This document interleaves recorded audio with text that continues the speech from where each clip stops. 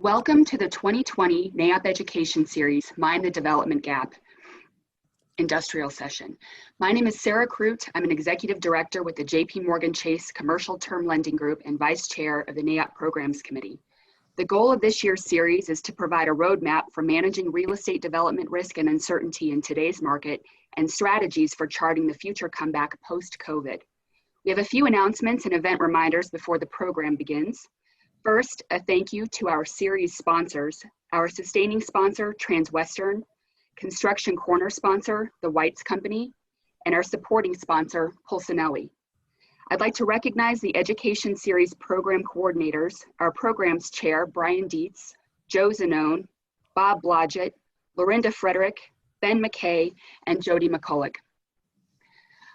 I'd also like to acknowledge today's panelists, whom we'll hear from shortly, but first, a quick overview of our program this morning. The panel will be an open discussion format. We'll start with an industrial market overview, followed by a Q&A between our moderator, Tyler Carner, and our panelists. Audience members are encouraged to submit their questions for the panel using the Q&A function from their Zoom toolbar. We'll get to as many of those questions as we can at the end of the session. Links to the speaker bios are available on the NAIOP website. And just a reminder that the program today will run until 9:30 a.m.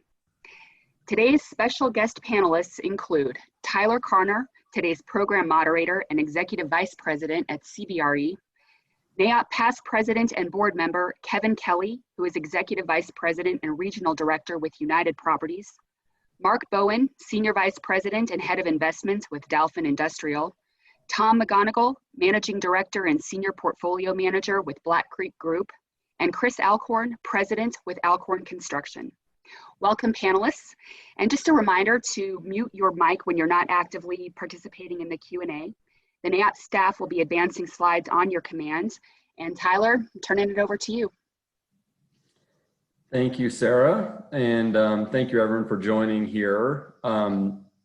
I'm going to start out with just providing a little summary, kind of setting the stage for the industrial market.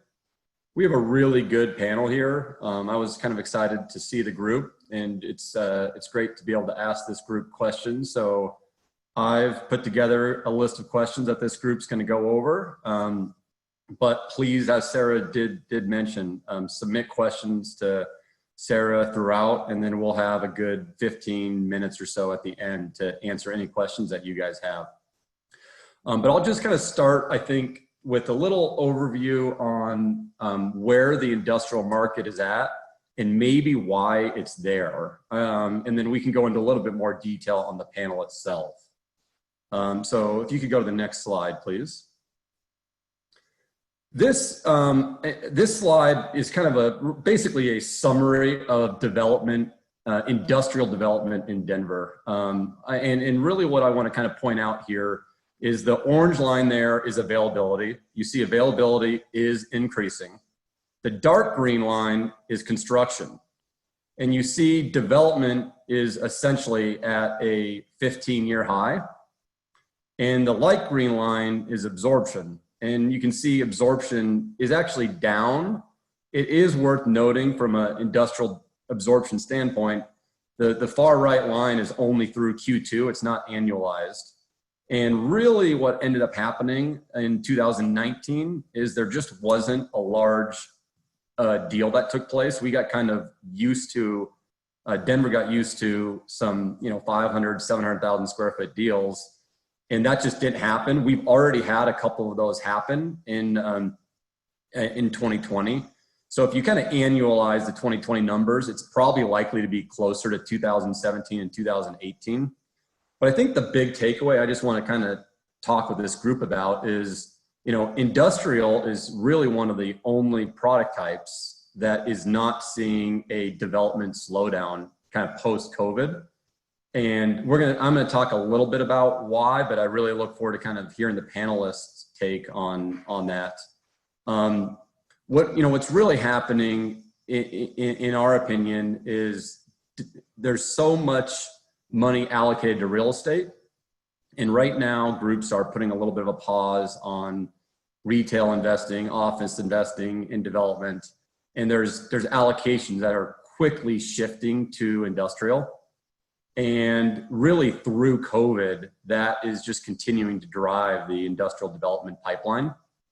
As you can kind of see from this graph, we essentially have more development than the last 15 years. And to absorb the amount of development that's taking place, if you look at that absorption number in 2006, we're developing more industrial right now than we really absorbed in the whole history of this graph. So there's reasons behind that. This is kind of meant to set the stage of why, maybe there's a little bit too much development going on, but actually I think there's some pretty interesting drivers. So maybe we go to the next slide.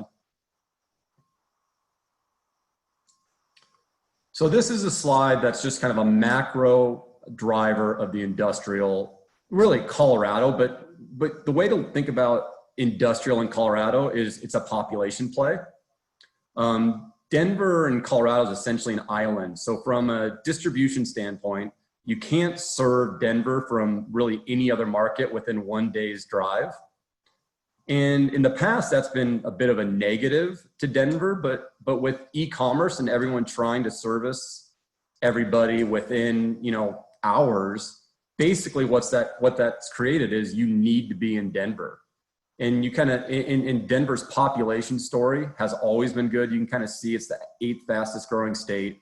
That article on the left has basically kind of named Denver as one of the places that is expected to, thrive through COVID. I don't know about all of you guys, but the amount of people that have kind of moved to Denver, or moved to the mountains and really all of Colorado through COVID just for kind of some extra space and quality of land has been pretty significant. So all these drivers to our economy and population growth are, I'd say, kind of the bottom peg of the stool that's going to continue to make industrial perform well, and something that I think that the panelists here are going to watch closely. Go to the next slide, please.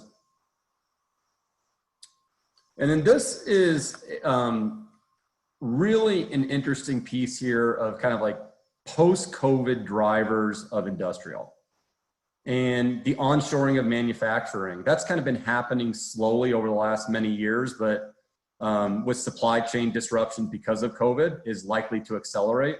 This isn't going to be an overnight driver of industrial, but over the next 5 to 10 years, we're going to see more and more onshoring of manufacturing and really kind of particularly advanced manufacturing. We're really fortunate to have, Boulder as a real innovation, venture capital, pharma hub in the United States. And there's been just a tremendous amount of pharma business growth happening in the industrial market around the country. And Colorado is going to be fortunate to capture some of that. My guess is a lot of people on this call have either ordered food and or a significant increase in e-commerce. And that is really just a huge driver of industrial real estate and a huge wind behind the back of the future. We'll delve into that a little bit more. And then kind of an interesting one that maybe some people haven't thought about is inventory and kind of safety stock. The logistics industry got very focused on what they kind of called just in time. And that was basically having just enough product to deliver just in time. And it created a scenario where people really needed as minimal warehouse space as possible. And what groups have realized with supply chain disruptions, predominantly through COVID, having excess inventory can be very, very profitable. And if you think about it, Denver is a 250 million square foot space market. And let's just say about 150 million of that is distribution. If every single group said, hey, I need to carry 3 or 4% more inventory, which isn't a big number, we're talking, 5, 6, 7 million square feet of additional warehouse space that just existing tenants need to occupy. So that's kind of a nice win behind the back of industrial. Next slide, please. And then we'll delve a little bit deeper into probably the biggest win that I talked about is that e-commerce growth. I think the main stat from this slide that I want the group to pay attention here is that for every 1 billion square feet of sales on e-commerce, it's estimated that about 1.25 million square feet of additional warehouse space is needed. So if you kind of look at this graph, sales between 2015 and 2017 increased by 100 billion over a 2-year period. So if you use these numbers, you're talking over a 2-year period, an additional 125 million square feet. This is national of warehouse space is required. And this kind of gets to that first slide that I was talking about where, you were showing more development than absorption. And really what's happening is people on this panel are betting on the come, betting that absorption is going to continue and grow in industrial. And then the last slide I have is just a little bit about how industrial is changing and really is also related to that e-commerce slide before of this is kind of a neat graph that just shows the way buildings have changed. It's clear height and building size. So you can see that, average clear height, not too long ago, like last cycle was 28-foot clear. Average clear height for buildings built this cycle is over 32-foot clear. And then building size is really doubled, really gone from 100,000 square feet to 200,000 square feet. This is a national average, but that's just a tremendous growth. And what that is users are really getting bigger. And a lot of that is really kind of the e-commerce effect. So that kind of maybe sets the table for what's happening with development. We'll start to ask some questions to the panelists here, and maybe to start out with, we'll just let them provide a little introductions on who they are and their organizations, and then we'll start with questions. So maybe Mark, if you don't mind going first, you're top left of my screen, that'd be great. Sure, thanks, Tyler. Yeah, my name's Mark Bowen. I work for Dalfen Industrial. We're a private industrial fund, and we are a fully integrated company that does both development and acquisitions in major distribution markets. Thank you, Mark. Tom, do you mind going next? Great. Good morning, everybody. I'm Tom McGonagle. I am with the Black Creek Group here in Denver. We've been in business for over 25 years, acquiring and developing properties across the food groups, meaning we have done office, retail, multifamily, but 75% of over $20 billion worth of properties has been in the industrial sector. And I came on board back in 2010 to help start a new industrial platform here, and we currently have 6 different solely industrial focused funds, of which 2 are retail investors, individual high net worth investors, and the other 4 are institutional funds, 3 of which are closed end, and 1 we're coming up on our 3rd year anniversary. We started an open-end perpetual life institutional industrial focused fund, and we invest across core value add and development. Of the 13 plus or minus $1 billion we've done since 2010, about 20, close to 25% of that has been development, and the rest has been core and value add. Thanks, Tom. Hey, Tom, just a quick little question. Have you guys seen allocations change, be it that you guys go across food groups? Are you shifting anything to industrial, or has it kind of been steady? Kind of an interesting thing that crossed my mind. Of the 6 funds, 5 are industrial focused. The 6th fund is a diversified fund that historically has had legacy office and retail. It has been growing in both multifamily and industrial. There's no question from institutions that most institutions have been underweight in industrial over the last 5 to 10 years. and that's changing over the last 2, 3, 4 years. Mm-hmm. Both fortunately and unfortunately, in terms of a lot of money chasing industrial today. Yeah, it's tough out there. All right, hey Chris Alcorn, do you mind going next as a little introduction? Not at all. Glad to be here. Thanks for having me. I'm Chris Alcorn.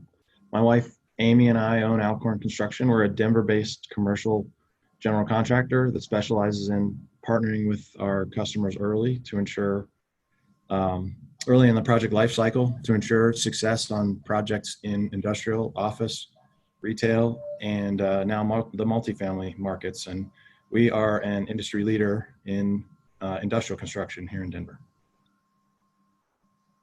Thanks, Chris. Kevin Kelley, you're next. Good morning, Kevin Kelley with United Properties. We're a privately owned real estate company based in Minneapolis. I think we're best known as a local regional developer, ground-up developer for the most part here in Denver since 2005, Minneapolis, and now Austin, Texas. We build a variety of commercial projects, and then we also have a senior housing platform that we're building in our markets as well as in Florida. But here in Denver, we've been most active in the industrial sector over the last 8-10 years. We built close to 3.5 million square feet of industrial here in Denver. Again, we're private company, very, very reactive and nimble, I guess, and had some good success here the last. Like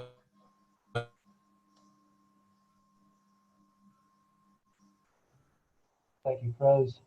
Yeah, maybe we got a little stall from Kevin there. I'm sure he'll come back at some point. point. Do you want me to? We've got you, Kevin. Okay. Do you want me to repeat myself, or should I shut up? No, we heard. I think we heard actually just till the very, very, very end. Okay. Thanks. That wasn't anyone pressing you down here. Awesome. Well, thank you, everyone.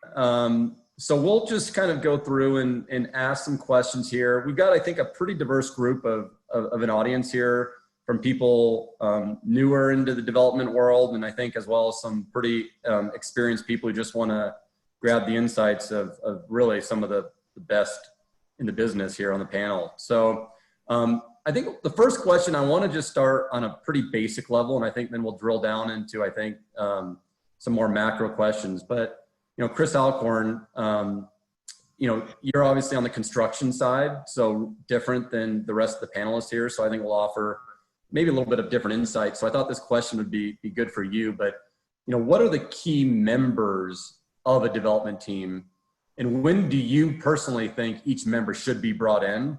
I know there's some different opinions as to how early different people should be brought in, and it can cause problems to a project if brought in too late. So I'd kind of love your take on that. And then it'd be really interesting to see if anyone on the panel who's more on the development side thinks that Chris is being too aggressive with how early people should be brought in.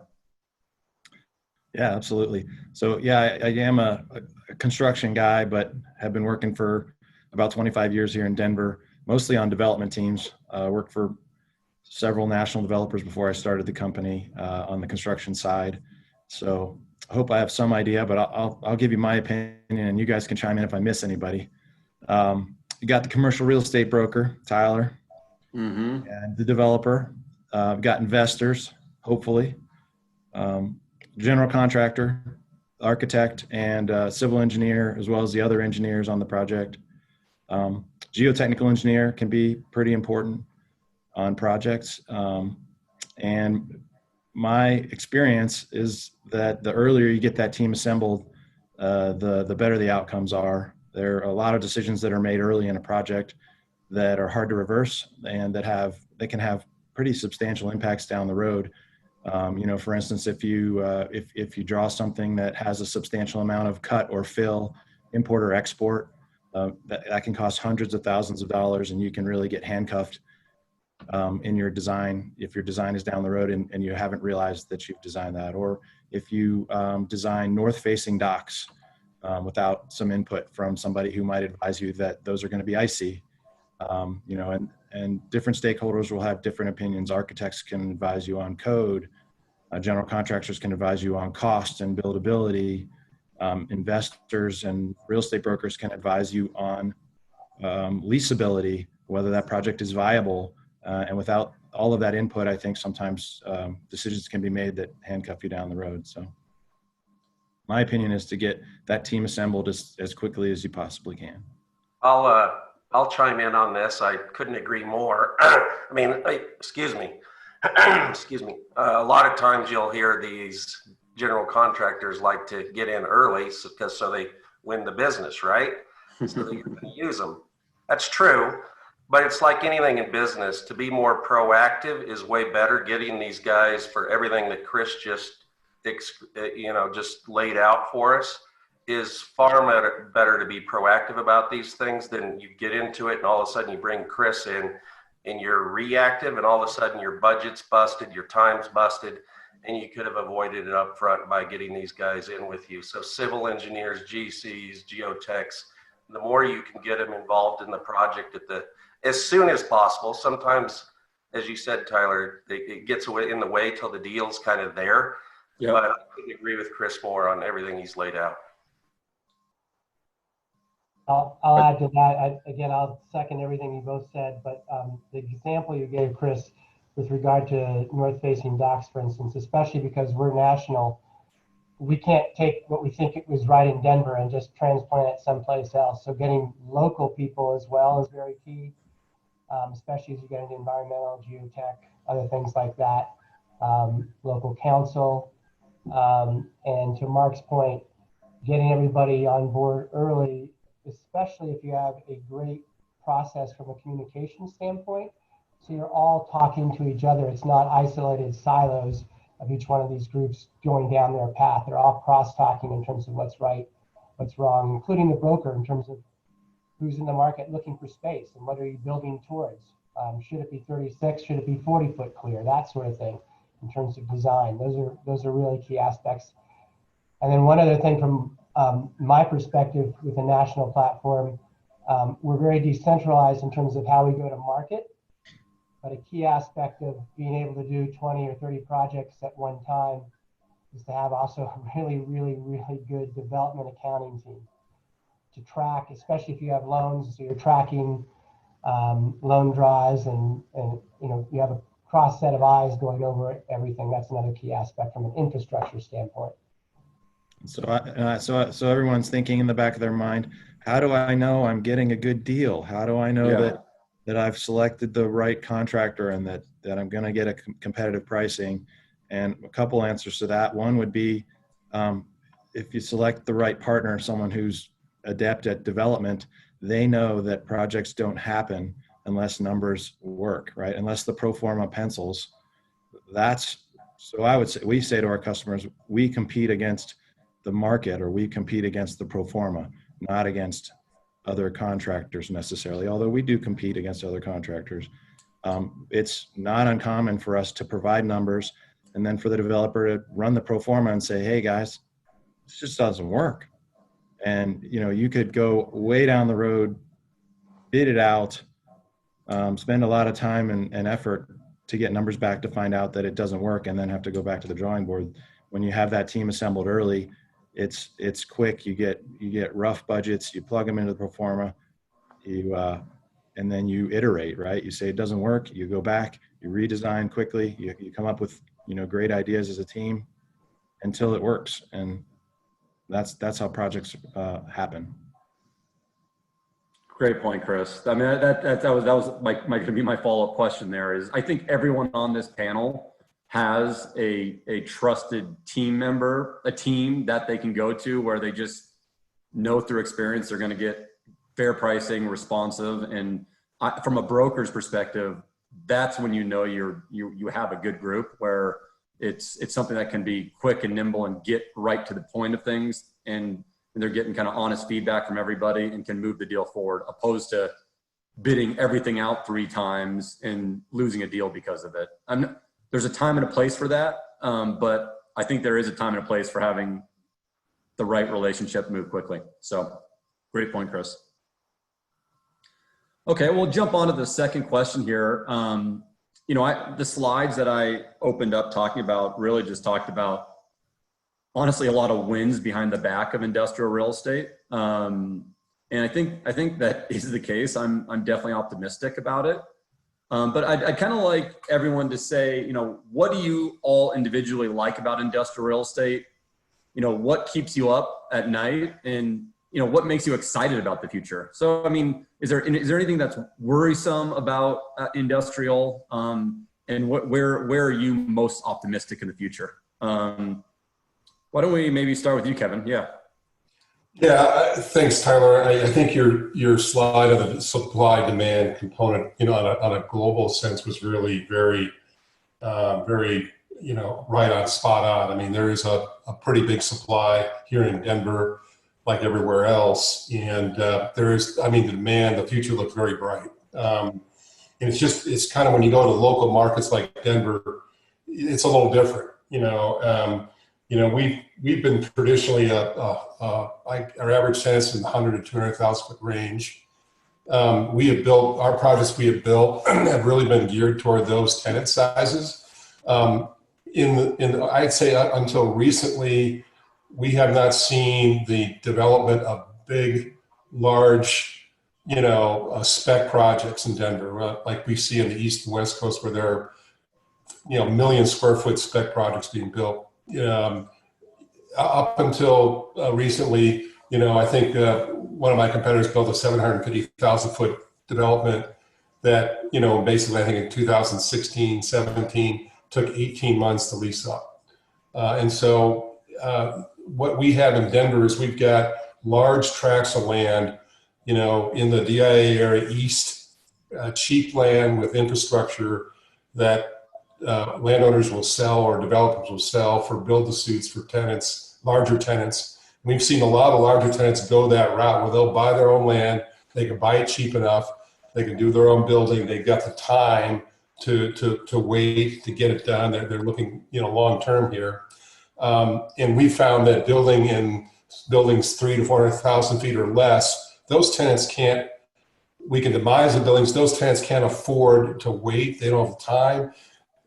Building a 200,000 foot build-to-suit is expensive. And so we've been able to offer product into these tenants that they could move into relatively soon, whereas the larger tenants have the time in general. I think that's changed obviously with Amazon.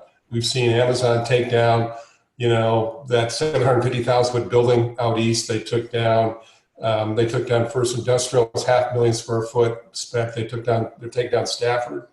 So with Amazon and a few others, that's starting to be the case, but they're an exception. I'd say the larger tenants are tending to either drive, land, buy land, or they're driving lower returns on cost.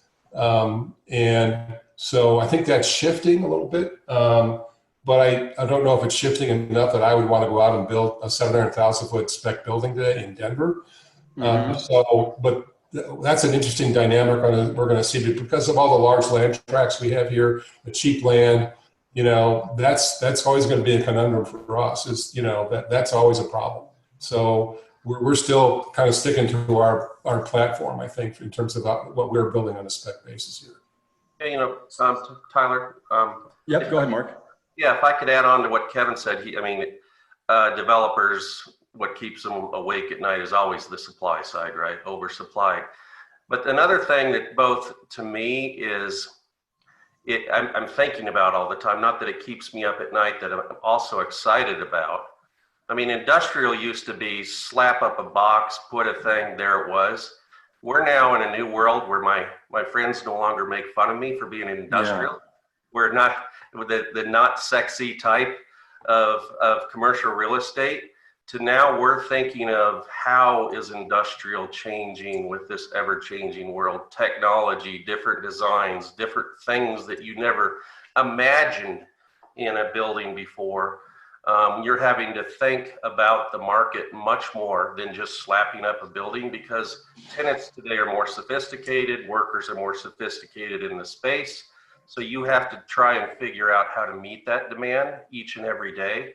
And it's ever changing. You don't only have to, in my company, we're a little bit longer term holder. we don't only have to meet the market today, but on the second and third turn. So how does it stand the test of time as well? So that's an exciting part, but also something that I think about every day in the sector. Yeah, and I'll add on to Mark's, I think the tenants are changing their requirements design-wise, specification-wise. Look at what Amazon is evolving.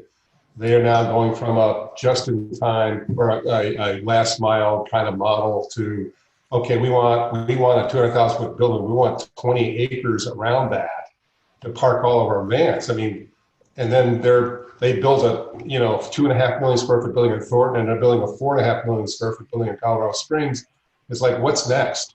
It's like, it's hard to get in front of that because they're constantly changing their model, and so it's very hard to be in front of that. So that's an interesting thing that we just try to watch, but it seems like it's shifting all the time. Yeah, great point. I mean, yeah, previously, just a few years ago, the largest industrial building in Colorado was 1 million square feet. Now there's a 4.5 million square foot facility in Colorado Springs. Think about that change. That's just remarkable. Mark, I thought your comment was interesting about kind of being the sexy guy in the room, where the amount of young people I've had like come into our office to try to get into industrial real estate who have just like said, oh, it's been my passion my whole life. I've always wanted to do this. Like 3 years ago that never happened, and now it's people like saying that it's their dream. So we'll enjoy it while it lasts, because I don't think it'll last forever. But well, Mark is always what's expected. Yeah, I was going to add, Mark's point about technology is really key, because think about robotics and the impact within the building and what's going on in the building and how you build for that, whether you build certain spacing, whether you build certain thickness of floors, that sort of thing. There's no question that technology is having an impact on the whole logistics supply chain network today. And Kevin's point about, I guess, alluding to submarkets, that's a really key aspect as well. That's exciting. I mean, your first slide, Tyler, while it does show nationally what's going on in the trends, 09 and 2010, we had negative absorption, and then since then we've had 41 consecutive quarters of net absorption, and most of that has been above supply coming on. But what's really key about that is that's driven vacancy rates in most of our key markets down into the mid to low single digits in a lot of cases, which is several hundred basis points lower than where we were going into the 09-2010 recession. It's not saying that we're recession proof, but it's definitely a different dynamic today. Couple that with what Mark said about e-commerce growth and what that means for incremental demand. That's a pretty exciting aspect or characteristic of the industry today, with technology, with all the things that were just mentioned too. So great. Thanks, Tom.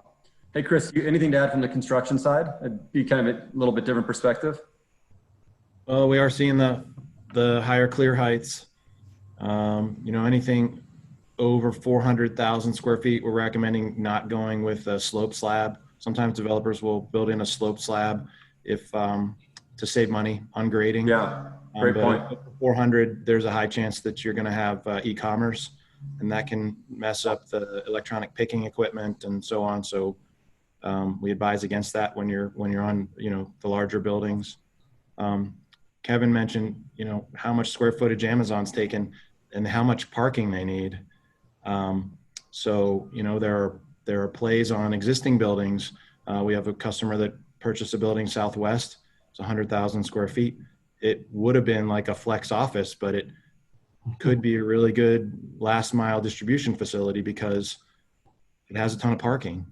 That wouldn't have been a previous play for industrial. I don't think that parking would have gone to waste. So those are some of the big ones I'm seeing. I mean, municipalities are driving higher end finishes. That's a concern of mine. It keeps driving up the cost. Yeah. Sometimes they're designing the facilities for you in a way, and it's just you build one building with a higher finish, and then the next one in the park they want a higher finish, and then the next one in the park they want a higher finish than that, and so we are seeing that from the municipal side. That's interesting. That slope floor is really interesting, Chris. As some of my investors ask me whether I'm really buying office with where pricing has gotten to in some markets. Yeah. Pricing here is, yeah, I think we'll talk about that at some point, right? But the pricing here is definitely, we have people that come in from Texas and just fall out of their chairs. Mm-hmm. Mm-hmm. All right, we'll move on, Mark. Maybe the next question here for you, Mark, and we can kind of let the other panelists add in. But Chris kind of actually gave a good segue into the slope floor and kind of differences in industrial buildings design. But Mark, I guess, what changes are you seeing in both kind of the pursuit of industrial development? Because I think that has changed a lot from entitlements in city municipalities and also design. Well, yeah, I mean, let me talk first to design. I think we said a lot of those in this discussion, but just go back as much as 10 years ago, and I alluded to this. Buildings were much smaller, often located in the less desirable parts of town. Nobody wanted industrial. Clear heights were low. You had really shallow truck courts. Sprinkler systems weren't important. Offices were just kind of uninspiring, and parking was often an afterthought, you know, as long as the trucks. Today, warehouse space has evolved so much to adapt to the new demand of e-commerce. Buildings, as you said, Tyler, in your slide, are much bigger. And facilities, they're kind of morphed from a simple shipping and receiving facilities to high-tech automated processing systems, with higher clear heights, ESFR systems. So it's less coverage. Now you have to have deeper truck courts. You have to have trailer parking, more auto parking. Buildings are now being, built in urban areas, and it's necessary for the e-commerce users and that what you hear, that buzzword, that last mile, to be able to get product to the consumer, within a day. You can't do that by 10 years ago model. And now probably one of the biggest things is amenities and attracting labor. Is no longer can you just have a crappy office with a break room that's just terrible. The labor is so important to these e-commerce users, and there's so much of it that people are now providing, higher end finishes on the interiors, with kitchens, outdoor sitting areas, and the alike. So that's changed the whole dynamic of industrial and where you look for it. And quite frankly, in certain markets, I'll move away from Denver for a moment, because as Kevin said, we still have quite a bit of cheap land out east. But in some markets, you're even seeing industrial, because it doesn't pencil anymore, that people are going vertical with 2-story and in some cases 3-story industrial. And that's just to make the numbers work and to still be close to your customer. So it's ever evolving. So we have the hardest time trying to match the two, to get that perfect last mile location in a land that makes sense and pencils with Chris and justifies the rents to actually build the thing. So it's an ever-changing puzzle as to where you're looking for these opportunities. It's always been hard, but I think it's even harder now, because we're all chasing the same thing. And if you're building out, clear halfway to Kansas, you're not really meeting the market in terms of the demand, or no one's going to come out there because there's nobody living there. Everyone's chasing the rooftop. So we're looking for locations close to residential. And I think industrial developers now more than ever are really analyzing and staying up to date with demographic trends and where are the rooftops being built? Where is that next last mile location to serve the new rooftops in whatever metro area you're in?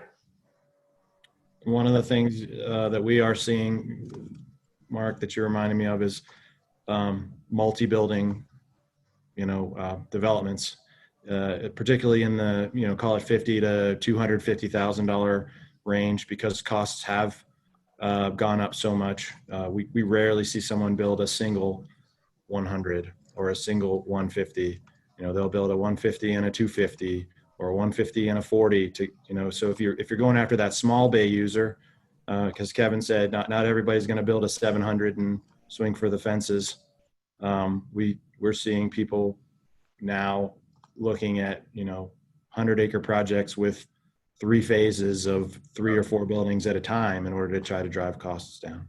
That's a great point, Chris, because in a lot of markets, Denver's the same as it's the tail wagging the dog, right? People are building bigger projects to get economies of scale to make the deal work, when in fact Denver has traditionally been a somewhat smaller user market, albeit it is growing in size as e-commerce grows, but it's still, compared to other markets, kind of a smaller user market. Mm-hmm. But sometimes to make your deal work, you're going bigger. So you're either you're building a bigger building that maybe doesn't meet the demand in the market, or to your point, you're taking down more land and doing a phased sort of situation to make the numbers work. And we are seeing, another thought I have on that, because it is a smaller bay market, people should be aware, you know, that we have developers come in from out of town and say, all right, I'm going to build this 200 and we're going to pro forma it at 10% office and, you know, $15 a square foot TIs. And that is just not what we see in the small bay users. We're seeing more 20, 25% office.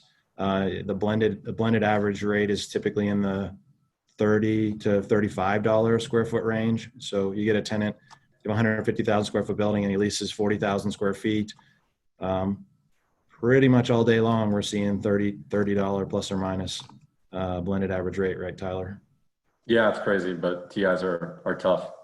So we do have developers that come in from, you know, Texas or California and don't know the market, and they put together a pro forma without advice, and they pro forma $20 TIs, and 100,000 square feet times $10 short on your TIs that's a big bust on the pro forma.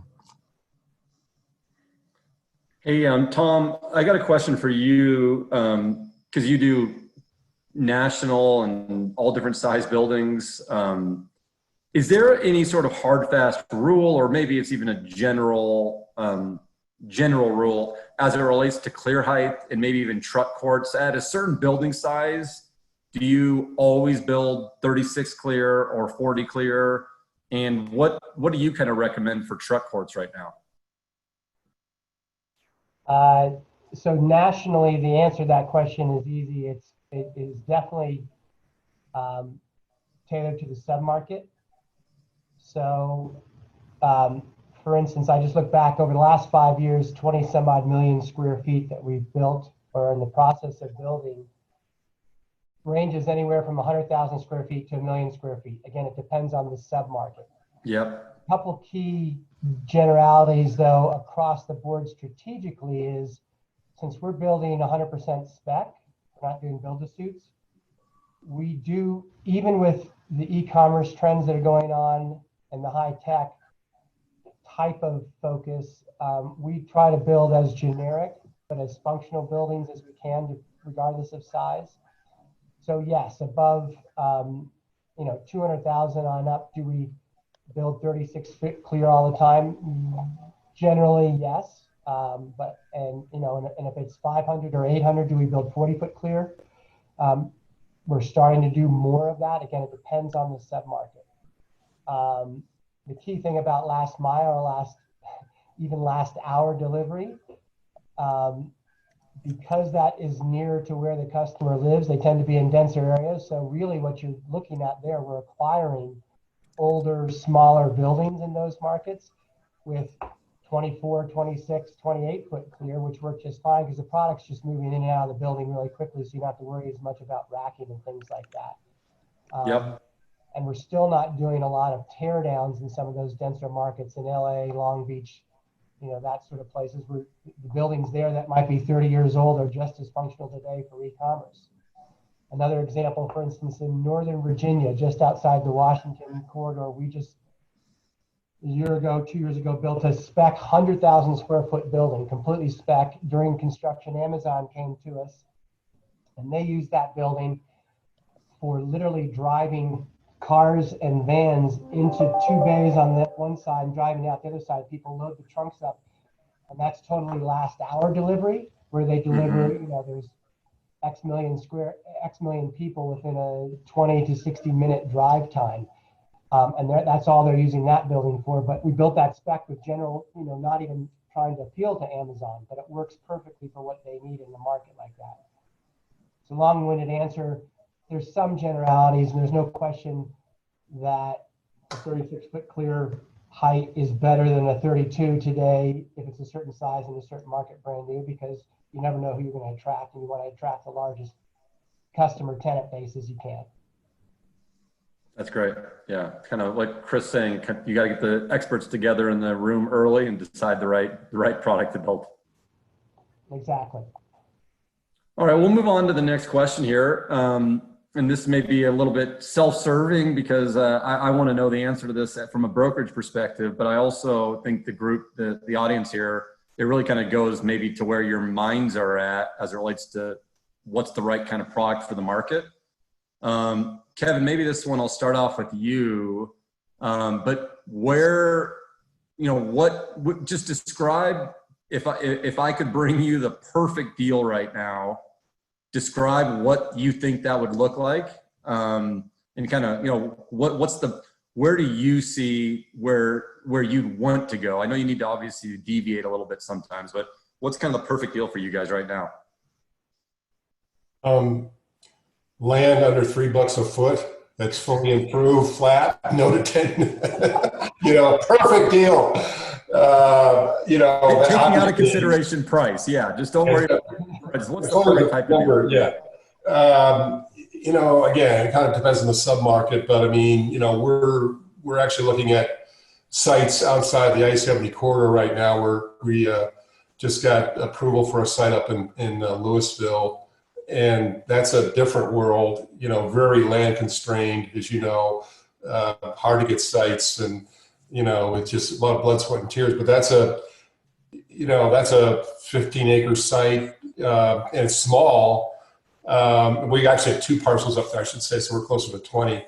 But we've been doing that, actually working with our retail team. So our retail folks find a site they could do a pad or 2, do a 7-Eleven, maybe 2 other pads, drives down the cost of the acquisition because they could pay more for land than we can. It's on a major thoroughfare. You know, it gives us great visibility, great access, great exposure, and, you know, in the Northwest market, 100 to 120,000 foot building is a perfect size building. Whereas on I-70, we're looking at a site now which is a larger tract, you know. And I think we, you know, got a landowner who's willing to work with us. You know, they're going to give us the time to get it, you know, entitled. You know, they understand the complexities of infrastructure. You know, and those are sort of the things I like to find. A landowner that understands the world we're in. Yes, price is important, and we got to pay up for it. But as long as they give us the time and the latitude to kind of create the template to go. Those are all great things for us to look for. So, yeah, price is important. I mean, we have not been a player in the in-town market in Denver.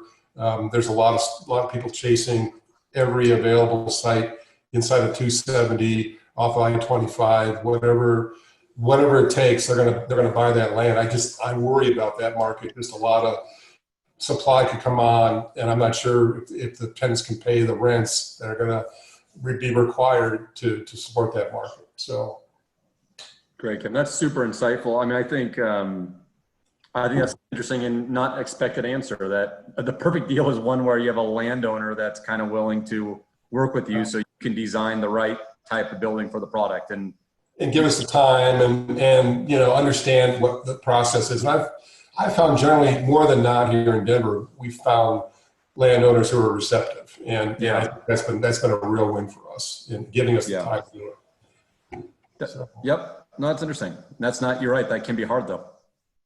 Mark, why don't you go ahead and kind of decide what you think where's Dalfen's focusing their energy in a perfect world? Yeah, I think it's two different answers, one for acquisitions and one for development.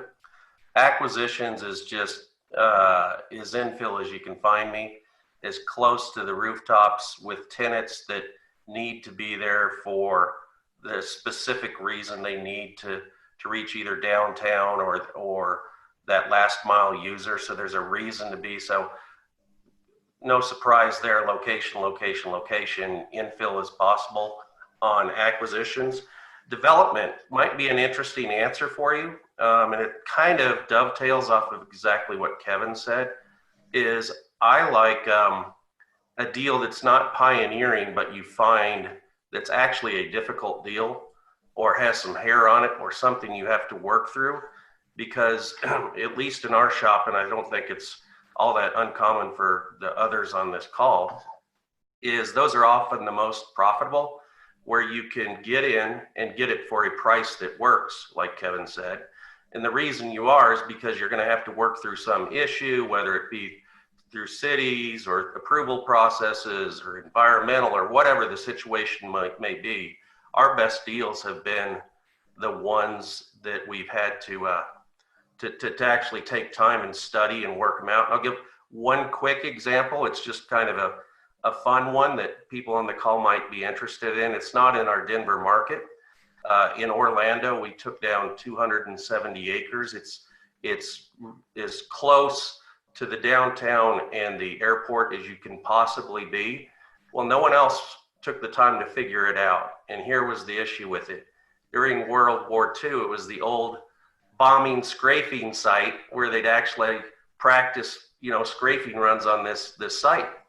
And so there were unexploded ordinances all over it. So we had to figure that out, figure out the type of people, put together a team who could go through that and make it a safe site and clean up site. And now everyone who thought we were crazy for buying this site, they're just clamoring. They're trying to buy the land before we've even built a single building on it. So those are the type of deals that, one, they're really fun. Sometimes they're really annoying too at night. You think you're never going to get to the end of the day, but they're really satisfying, and those are the most profitable. So that's what I would say, is not the highly marketed, perfectly flat, although I'd love to buy it, I just can't compete.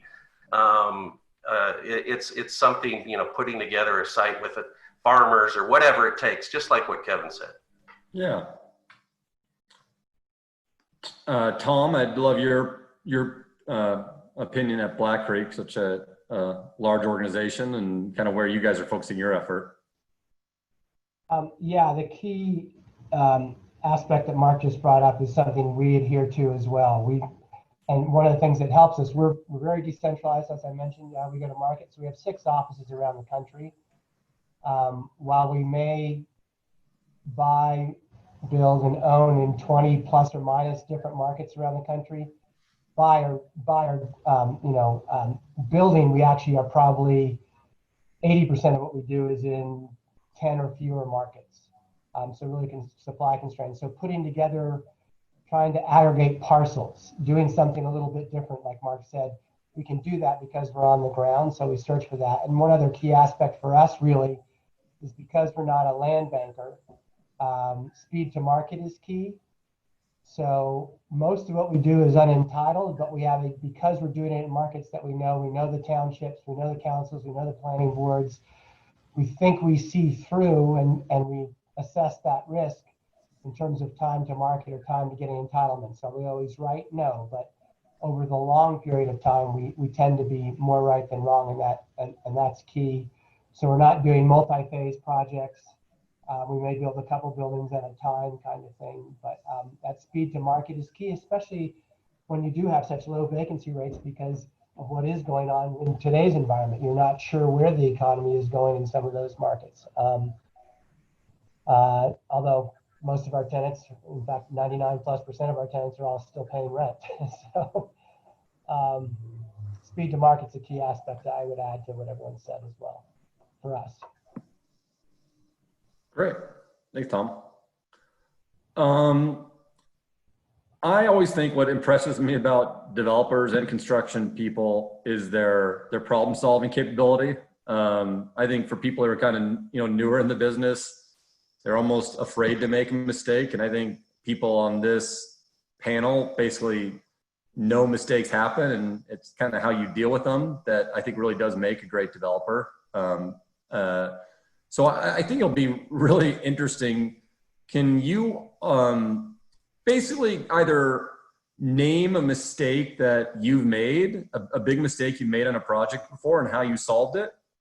Or if you don't want to admit to that, but I'm hoping all of you do, at least share what you think is a common pitfall of industrial development. And Kevin, I always think you're really candid, so I'm gonna start with you, Kevin. Kyle, I've never made a mistake. What do you mean? Oh God, I can't believe it. I would say, I think more what I have learned is I take lessons from other projects and make sure I don't make the same mistake again. I don't think anything we've done has been fatal. I mean, I would say, example would be, our last building at Enterprise Business Center, our Front Park Rear Low, was only 24 foot clear. I wish that was, 32, but when we built our first two buildings, there was no competition, and we kept going with the same building height, but that's what the seller was going to allow us to do. It took us longer to lease it up, and our rate wasn't as high, but we got it done. But I mean, my lesson is, hey, I don't want to build 24 foot clear out at I-70.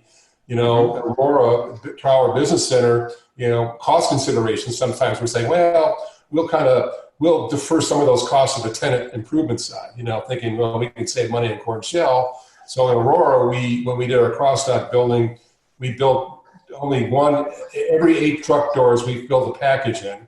And so when we landed Tempur Sealy, they said, well, we want to open up a lot of these doors. And the city of Aurora said, whoa, this is intensification of use here. We're not going to let you do it. We're going, holy shit, but we got through it, and I won't go into all the reasons, but now I'm like, as Chris might allude to, we're going to build every dock door at once, we're not going to run into these kind of things. So it's sort of the things you learn as you do it. You say, I'm not doing that again. I think one of the last element is we're not going to build a floor that's not Primex or ductile anymore. I mean, remember up at Interpark, we did the traditional floor that had the seams, and there was a little bit of curling, and the seller or the buyer was like freaking out about it, and it turned out to be a non-issue. But like, I don't want to go through that again. I mean, I'd rather spend a little bit more money, do the seamless floors that look great, and just say, I'm not going to worry about it. I mean, so things I take from every deal, I apply that to the next deal. We keep learning, and it's always a learning process. But, thank God we haven't done anything that's been fatal. We should have maybe more truck do trailer parking, or just stuff like that. But it's just taking those lessons and saying, we need to consider that for our next deal, or not be cheap on the core and shell side and kind of build all that out, as opposed to waiting for a disaster to happen later. That's great, Kevin. This is really insightful.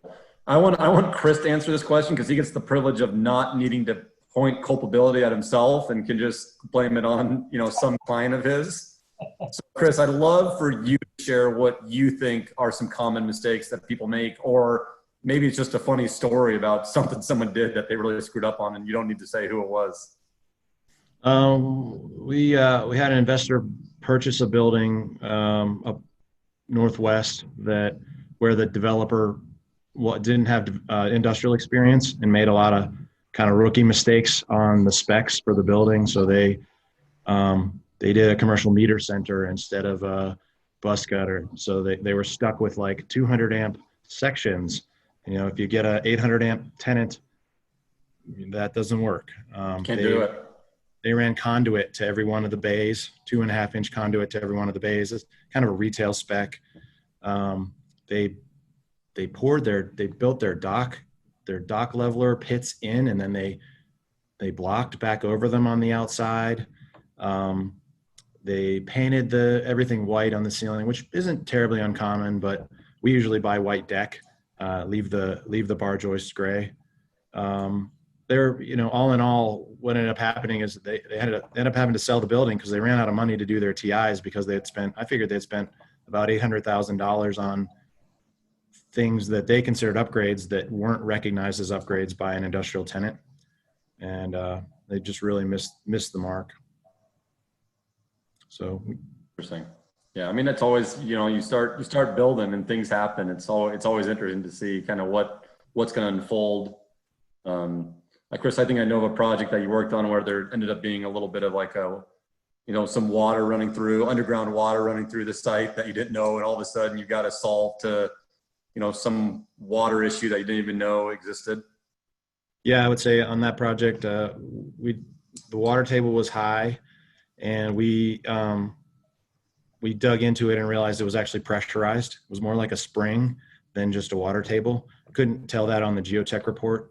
It was costly. We ended up having to put in a water mitigation system on the project, and it worked great in the end. But I think what I learned from that is to always pothole. Whenever you see a high water table on a geotech report, go out and dig holes on the site. Don't just go by your geotech and find out, is that water, is it just sitting there? It's not going to bother you, or is it gushing? You dig a hole and all of a sudden water starts squirting out of the side of the hole. Then you got to go back to your geotech and say, yeah, I know you said we should dig 6 feet and then come back up with our recompaction, but we're not doing that, right? We're not going to dig into this water. So that's a building water feature, Chris. Come on. What's that? Yeah, water feature. Water feature. Yeah, exactly. Hey, Tom, what about you, Tom? Any kind of mistakes or things you've seen in the market?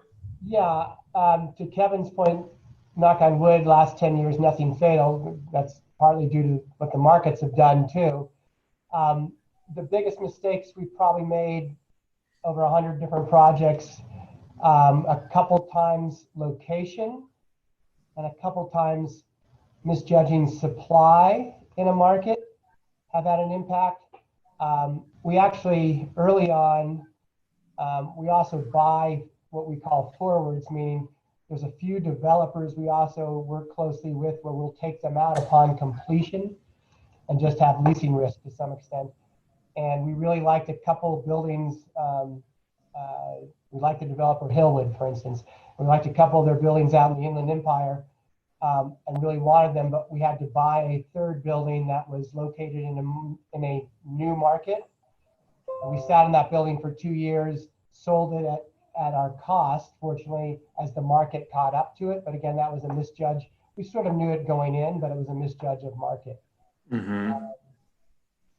So things like that, supply a little bit in location, and that's why having people on the ground and picking and choosing sub-markets is really key for us. Great insight. Yeah, it's basic but important. That's right. Yeah. And just Mark, what about you, Mark? I just like this question.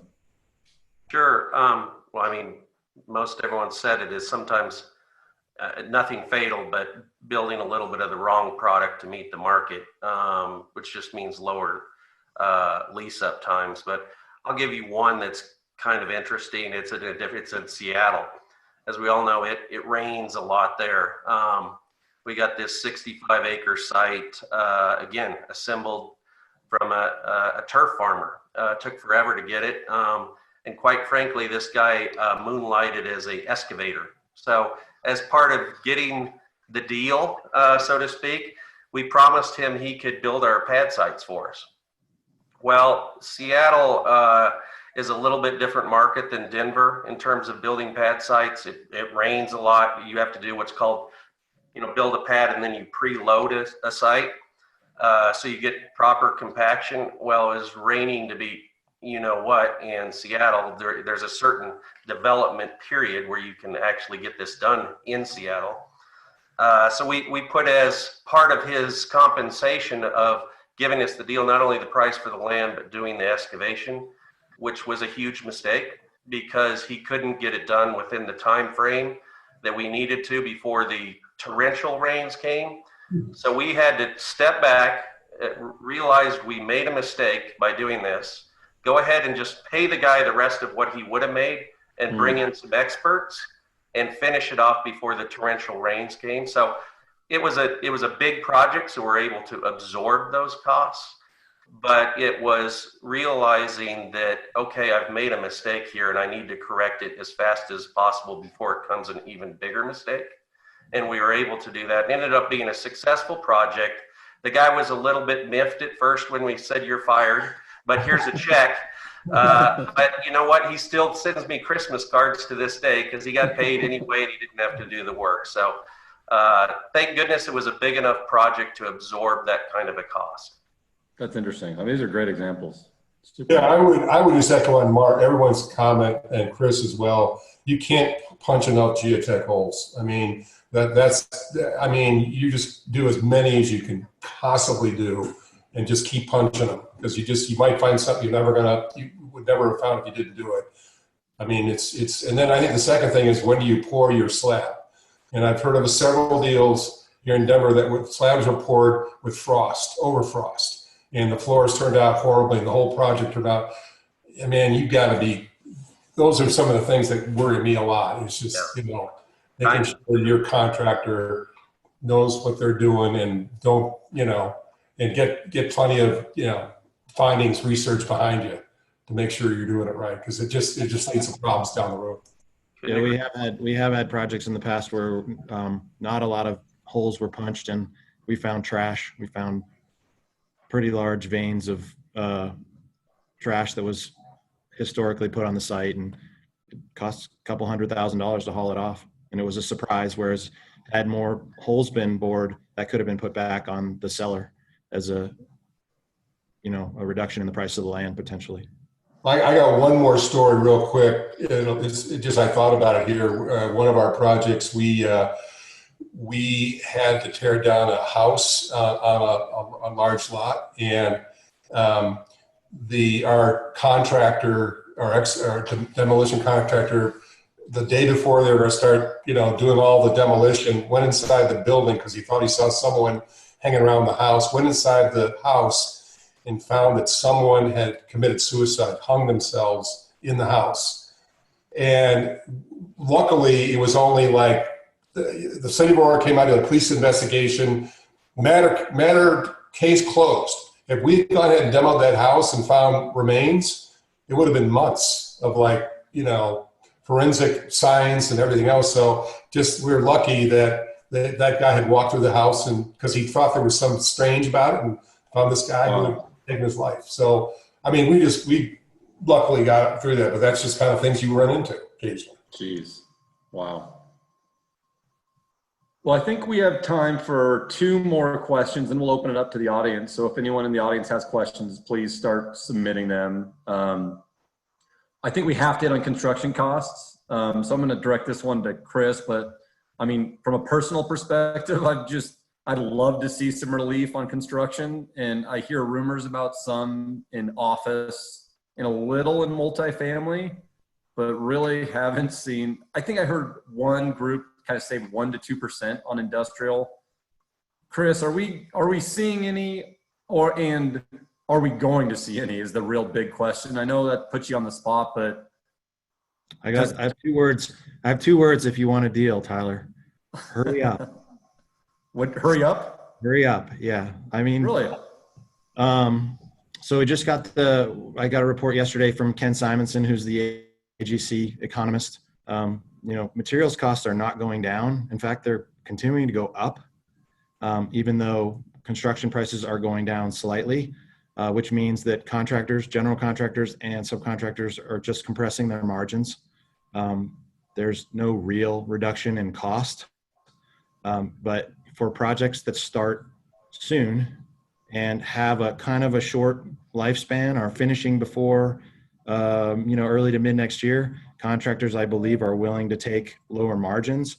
But for those of you who know about construction margins, they're pretty terrible. Don't go out and buy a construction company tomorrow. General contractors' margins are historically in the 2 to 4% net. Subcontractors might be 9 to 12. So even if nobody charged any margin on a construction project, subs and generals, you're only talking 10 to 15% worth of compression. And they're not going to do that once the market comes back. And we were absolutely dead for April, May, June, July, and August, most of August. And we are starting to see the pipeline ramp back up. Projects become higher likelihood, more planning happen. So we are, we and I think subs and our competition are being very aggressive for projects that start soon and finish ideally before, call it April. So if you have capital improvements or, small projects or maintenance that needs to be done, I think you could get 10% reduction in cost on some of those. But I do think that by, call it April, May, June next year, we're going to see prices kind of return. Chris, is that because, office and retail construction's got to slow down development? Is it because residential is so strong nationally that how are material costs not lowering? Well, lumber, anybody that follows lumber's doubled in the last 6 months, I think. I don't know what the time frame is, but lumber just keeps going up and up and up. We have a small multifamily project where, it goes up every week if we don't lock it in. And that probably is driven by residential. In Colorado, who I think you mentioned that we're an island, and that hurts us for concrete, for asphalt, for aggregate supply. There's just no competition. You can't bring materials from Kansas City at a lower rate than the people that have a lock on the market are selling it for. So, concrete price, we get hit with fuel surcharges, for instance, and they add a couple dollars to concrete. Well, then gas prices go through the floor. They never remove the fuel surcharges. The cost of materials just stay stable. We're not expecting prices of HVAC equipment and electrical materials to go down, and I don't exactly know why. Material suppliers are just not bringing down pricing. Yeah, and we don't have a lot of time, but anybody on the panel seeing price decreases? Did they have personal experience with any sort of price decreases? To Chris's point, there was because of same time frame when he had his lull, we rebid a project in Houston, for instance, and we saw a little decrease. Again, not just because of the economy, but because of what was going on with oil, with asphalt. We saw asphalt come down a little bit in pricing, but we're talking on the order for the whole project of a couple percentage points. And that was sort of the April, May type time frame. The good thing about it, to some extent, from our perspective, while we're not seeing the same inflation rates as we saw over the last 2, 3, 4 years, if there is higher costs and costs remain higher and you don't see as much in the way of rental rate growth, some projects won't pencil out. That'll help dampen or slow demand or make demand a little bit more balanced in some of our markets, we believe. And only around a few projects around the edges are we seeing price decreases, to Chris's point. I will say that we're watching the market closely like everyone is. If I'm right and things start ticking back up early to mid next year, then pricing will resume where it was. If I'm wrong and things continue to go badly, I would say you may see some reduction, but it won't do any good because that means there's not demand for space either, right? Yeah. It's kind of a double-edged sword. Yeah, that's right. Unless it's all for industrial. Right. Exactly. Okay, one quick question, and try to maybe just keep this short, guys. Just I'll try to have everybody go around. But what advice would you have given yourself when you were early in the business that you now know? What's just a little nugget that somebody could have as they're building their development career? Mark, how about we start with you on this one? Oh, wow. Myself back 35 years ago. I don't know. If you're a young person, get in the business, I'd just say absorb as much as humanly possible. Get next to people like on this panel and others and shadow them as much as you can, try and attend as many meetings, city meetings, go out on site with engineers, go out on site with people and look how they put a deal together. And so it's just, I guess if we're advising the young folks, it's just like most jobs, just try and insert yourself, be aggressive as much as possible, and then try and get into the flow of a deal more and more. And again, I know we talk a lot about this stuff. There's a lot of variables and you can mess up, but it's also at the same time, it's not rocket science. I mean, it's just experience, and experience is, the best teacher. So try and put yourself next to those who've been it, done it. And as you said, and went around the horn on this panel, figure out what mistakes they've made or what have you, and keep copious notes in your mind to that when you get to be the point when you're the lead on something. Right. I mean, I think you're right. Care about what you learn, not like what you do and how much you make, right? Care about what you learn is really the key. Right. Tom, any insights? Just to add to Mark, I mean, how do you get close to people like us to some extent? Don't be afraid to ask questions. Don't be afraid to ask for the interview or for the let's sit down. You may get a lot of no's, but you'll be surprised at how many yeses you get too. And to Mark's point, get your fingernails dirty. You know, if you're going to be in industrial and you're going to be in development, that's very specific, I know, but don't be afraid to work on site. Don't be afraid to, you need to have a broad and deep background from that standpoint. So yeah, ask questions. Yeah, and take responsibility. It's always amazing, I think, right? How someone wants to do something, you'll often say, great, go and do it. Chris? Yeah, backing on it, I say get as much diverse experience as you can. Take on every bit of responsibility that your company or the world will give you, and working extra time early before you have family and responsibilities and all those things, it pays dividends. You can work your butt off and really, get to a place of higher responsibility and more fun if you put in a little extra time. Great. And we'll wrap up with Kevin, and I do have a few audience questions here. Yeah, I would echo experience. Development is an experiential business. I mean, you can't get enough experience behind you all the years to lead up. It makes you a much better developer. I tell a lot of young people, my career, I started on the finance side. I think it's very important to have a finance background. And I started on the mortgage side, and I did a lot of underwriting of projects, all kinds of projects, and across the board with different characters. You can only imagine the 80s were so wild and crazy, all the mistakes people made. I mean, that experience, those years being an investment broker and a mortgage broker were invaluable. I saw so many things and so many people and so many things that were great and so many things that were terrible.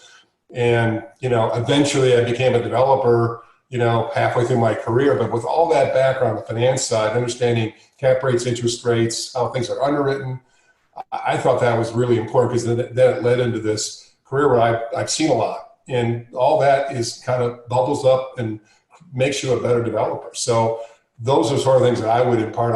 As people come to me and say, how do I get into development? So I said, why don't you, getting into the finance world, mortgage, whatever, gives you so much breadth and knowledge of what goes on in all product types and people and everything else. With that experience, it gives you a chance to see a lot of things that you can bring with you as you age in life. So. That's great. Yeah, those are all great words. All right, we'll just jump to a few audience questions. We've got about 12 minutes left here. One question from the audience here. How does the panel anticipate the continued low interest rate environment will impact their pro formas, both borrowing costs and return expectations from investors? Anyone want to take that one? I can start. It's definitely bringing people back in. If they were sitting on the sidelines for the last 3 to 6 months in terms of where interest rates are, because while there was a big blip up in terms of where spreads went and in terms of where floors went And in terms of pure availability for some banks providing loans, there's no question that it's over the last month or two, it's come back a lot. Still above where it was coming into the year in January and February. And that's also because money's chasing core, and it's having an impact across the board on pricing everywhere, including land and scarcity of land and things like that. So while pricing's going down, you're borrowing. In theory, your spread might be the same between what you think your stabilized yield might be and where you can borrow. It just feels a whole lot better if you're, building to a high single-digit yield with the same spread than you are when you're building to a 5% yield and still have the same spread. Theoretically, in theory, if everything holds the same, you can still make the same amount of return. But yep, no, that makes sense. Yeah, I mean, kind of to add on to that, just from a brokerage standpoint, what we're seeing, interestingly, is we are seeing more confidentiality agreements signed on deals that we market right now than we were pre-COVID. So if you would have gone looked at the average amount of confidentiality agreements we were seeing March 1st to what we're seeing right now, yeah, it's like 60% more, something in that range. So that just goes to show the amount of capital that is trying to take advantage of this environment. Well, to some extent too, if you think about the product, over long periods of time, industrial tends to have had the least amount of volatility between peak and trough in terms of vacancy. And so what does that mean? It means stability of cash flow, stability of tenant. So reason why institutional investors like that stability, same for institutional lenders as well. So their money's coming back in on that side, helping the equity money that's chasing deals too. So. Yep. Great. We got another question here. Kevin, your comment about the floors brought a question about, the non-seamless floors. That's just a good little tidbit. Is that something the panel has seen or has experienced or is thinking about, or is Kevin maybe a little bit unique in that, in kind of going that direction? So I've done a little research. I'd like to hear the panel's opinion on how often they're seeing that. We're not seeing those floors be terribly prevalent yet. I have heard them kind of thrown out there a couple times. One issue I have as kind of a counterpoint, Kevin, is there are only a few contractors who can provide that floor. I'm actually told, I did some research after a panel where Joel Scott mentioned it, I think in a CREJ panel. I get questions after those panels. I get questions from customers. They say, "What should we be doing this? What's the deal with it?" So I did some research, and one of the local contractors that does it said it would save about 60 cents a square foot. It's actually not more expensive. The challenge is is that not your experience, Kevin? I hear. No, I think it's more expensive. I don't believe that. I think it's more expensive to do it seamless. That's what the contractor told us. The challenge is, for me, is with there being only a couple of contractors that can do it, I think it will be more expensive because rather than taking your contractor who had a low bid that could be $1 million lower than this contractor that's qualified to do the Primex, he might say, yeah, it's 60 cents a square foot cheaper. That's $100,000. But you had to spend $500,000 or $1 million to take his bid. There's less competition in that market. And so to me, that's a challenge with that slab. I think it looks like a great concept and it looks like it could be a great product. But we need to get, I think, more people qualified in the market to do it so that we can get competitive pricing. I agree. Chris, another, I think, kind of follow-up question, maybe that makes sense for you, regarding labor and construction costs. What about the labor market specifically? I would imagine there are signs of reduced wages for hourly employees. Is there any of that? Not yet. I mean, most contractors, and I'm actually in a 3-day meeting with contractors from around the country that I meet with, a peer group. So kind of bouncing this off of them too. Contractors are still living off of PPP funds. So they're reluctant to reduce the wages on their good employees. They are laying off, C players. They're getting rid of the people that are weak and that kind of needed to go. But most of them are pretty committed to hanging in there to see how the dust settles before they're, dropping people's wages, potentially scaring off some of their great people. So I don't expect to see that same as materials until early to mid next year, early to end of first quarter of next year, potentially, but we're not seeing that yet. Okay. I think the last question we have, and so if anyone has any other questions, please submit it. And otherwise, I think we can wrap up, but I think maybe it's a question for me, but we got a question that basically said, how far can the distributors serve from Denver? What does the pending development look like in surrounding secondary markets like Salt Lake City, Wyoming, and New Mexico? And the answer really is, I think it's been said on this panel a couple times, is you got to follow rooftops, you got to follow population. And that's kind of that island effect that Denver has. Is we have a map that shows it. There really are no rooftops until you get to Salt Lake City, and Salt Lake City's basically a one-day haul. So there really isn't any meaningful industrial market outside of the Front Range within a day. There's little local stuff, but really you just can't serve Denver from anything. So that's it's becoming a positive of the Denver industrial market. Salt Lake's really its own market as well, too. Meaning, yeah, it's got a huge amount of growth and development going on there. Yeah, it's kind of a similar effect. Yeah, exactly. Yeah. Back to your early point, Denver's sort of an island from that standpoint. And I would say, like, from a development standpoint, if you were to look at development around the country, e-commerce was kind of driving some of these markets 3 or 4 years before Denver, and it's kind of arriving to Denver right now. So I think Denver's kind of, because it's a smaller market, was late to the e-commerce boom, and we're kind of experiencing that right now. So to that first graph that I showed, where it looks like there's too much development versus absorption, let's all hope that that e-commerce boom continues so we don't get overbuilt.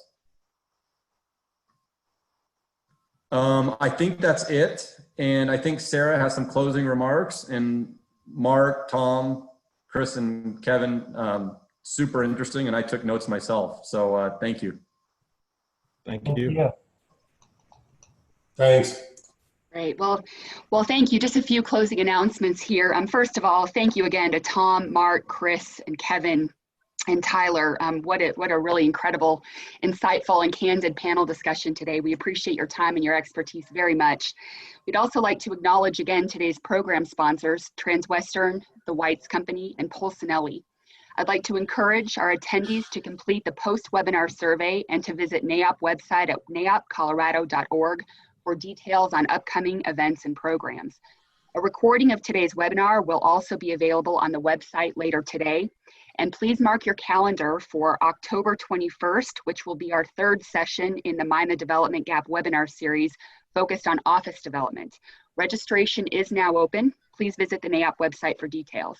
Thanks again for joining us today, and have a great week. Thanks, everyone. Bye, thanks.